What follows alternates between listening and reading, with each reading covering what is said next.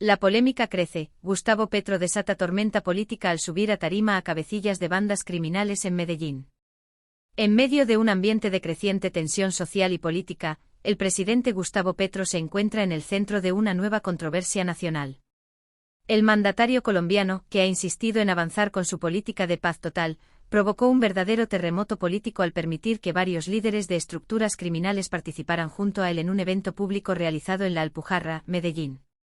Lo que se perfilaba como un acto institucional terminó convirtiéndose en un escándalo sin precedentes.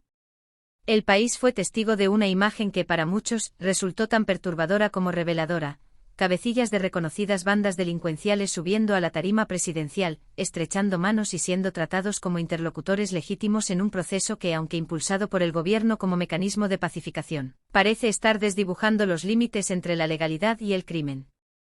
La decisión de Petro de permitir la presencia pública de estos individuos no tardó en desatar una ola de críticas, no solo por parte de la oposición, sino también desde distintos sectores de la sociedad civil, líderes de opinión y víctimas de la violencia urbana que ha azotado a Medellín durante décadas. La escena que encendió la indignación nacional. Durante el evento público realizado en la emblemática plaza de La Alpujarra, el presidente apareció rodeado por figuras que, aunque no estaban oficialmente identificadas por el gobierno durante el acto, posteriormente fueron reconocidas por autoridades locales y medios de comunicación como cabecillas de estructuras criminales con amplio prontuario. Se trataba de jefes de bandas que han sembrado el terror en las comunas de Medellín, responsables de extorsiones, desplazamientos forzados, homicidios y una larga lista de crímenes que han dejado miles de víctimas.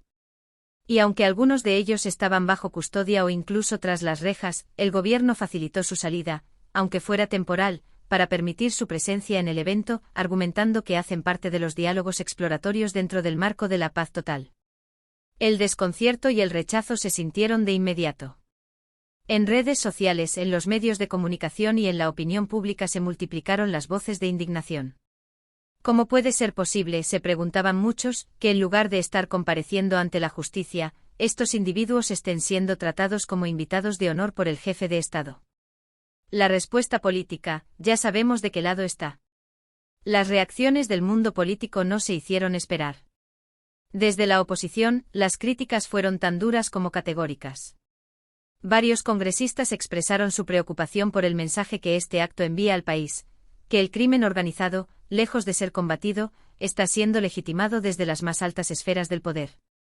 La senadora María Fernanda Cabal fue una de las primeras en pronunciarse con contundencia. Esto no es paz, esto es complicidad.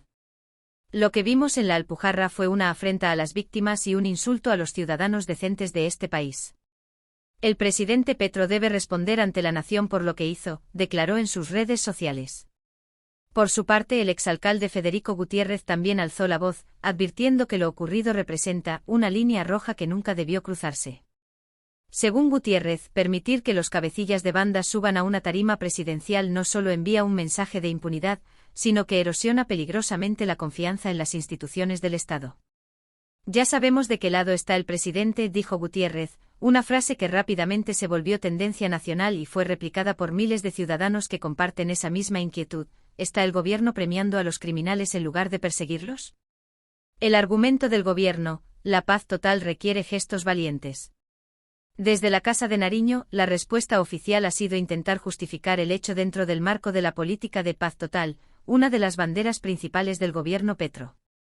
Según explicó el alto comisionado para la paz, Danilo Rueda, estos actos hacen parte de los acercamientos exploratorios con estructuras armadas organizadas, con el fin de desactivar el conflicto urbano y reducir los índices de violencia en ciudades como Medellín.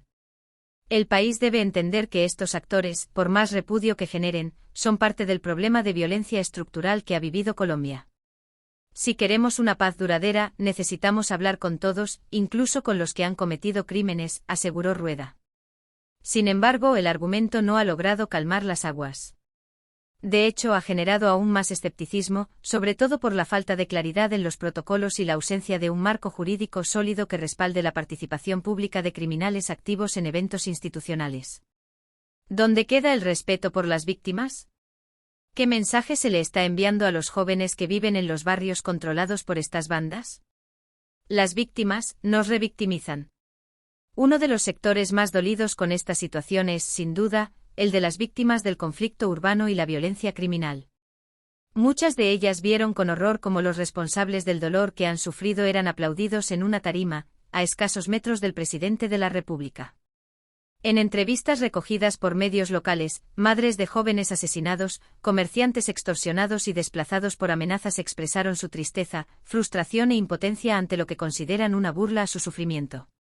¿Dónde está la justicia? ¿Quién responde por lo que hemos vivido?, se preguntaba entre lágrimas una madre de la Comuna 13 que perdió a su hijo en una disputa territorial entre bandas. No es justo que los que nos hicieron tanto daño hoy estén al lado del presidente, como si fueran líderes sociales. Una línea ética que divide al país. Más allá de la coyuntura, el debate que se abre en torno a este episodio toca fibras profundas de la ética pública y la legitimidad del poder. ¿Es válido que un presidente utilice su investidura para legitimar a criminales con el pretexto del diálogo? ¿Hasta dónde se puede llegar en nombre de la paz? Incluso algunos analistas afines al progresismo han manifestado su preocupación por el rumbo que están tomando las estrategias del gobierno. Para ellos hay una diferencia entre dialogar en privado con actores armados, como parte de una política de desmovilización, y darles protagonismo público antes de que hayan asumido alguna responsabilidad penal, reparado a las víctimas o mostrado voluntad real de reinserción. En otras palabras, lo que se critica no es tanto el diálogo como el espectáculo. Convertir a criminales activos en símbolos de reconciliación sin exigirles nada a cambio parece más un acto político que una estrategia de construcción de paz. ¿Qué consecuencias tendrá esto? Las repercusiones del episodio podrían ir más allá del escándalo mediático.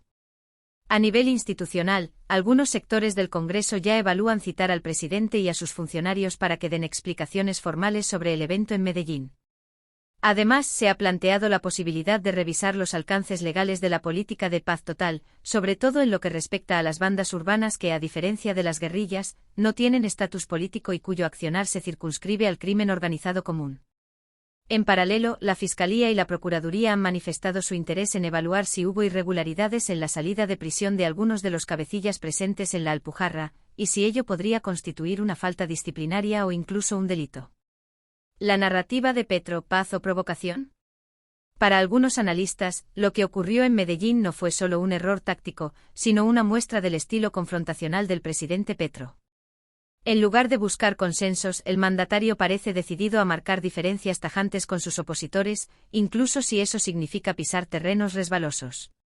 Y es que este no es el primer episodio en que Petro decide provocar a sus adversarios mediante gestos simbólicos de alto impacto. Desde sus acercamientos con exguerrilleros hasta sus duras críticas al sistema judicial y los medios, el presidente ha dejado claro que su forma de gobernar no será tradicional.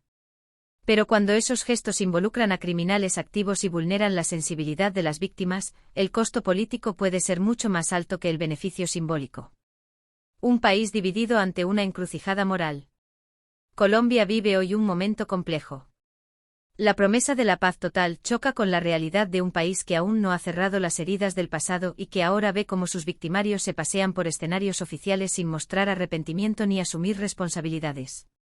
El episodio de la Alpujarra puede ser recordado como un punto de quiebre en la narrativa de este gobierno. Un antes y un después en la percepción ciudadana sobre hasta dónde se puede, o se debe, llegar en nombre de la reconciliación.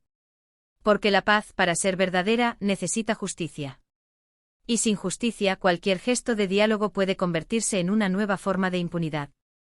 Si te interesa este tipo de análisis profundo y sin filtros sobre lo que realmente está ocurriendo en la política colombiana, suscríbete al canal, activa la campana y deja tu comentario. ¿Crees que lo de Petro en la Alpujarra fue un paso hacia la paz o una afrenta a las víctimas? Queremos leerte.